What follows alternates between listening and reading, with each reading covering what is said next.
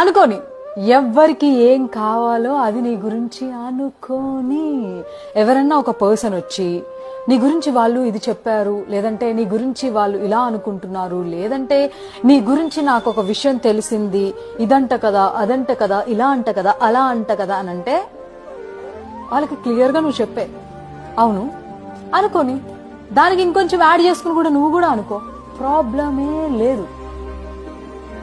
నిజం కాని దాని గురించి ఎవరు ఏమనుకుంటే ఎందుకు?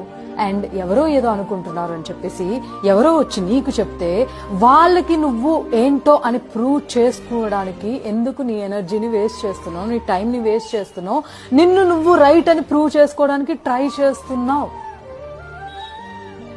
నిన్ను నమ్మలేని మనుషులకి, నువ్వేంటో తెలియని మనుషులకి నువ్వేంటో చెప్పడమే వేస్ట్. ఎవరు ఏదన్నా అనుకోని అలాంటి అనుకునే మనుషులకి నువ్వు దూరంగా ఉండంతే.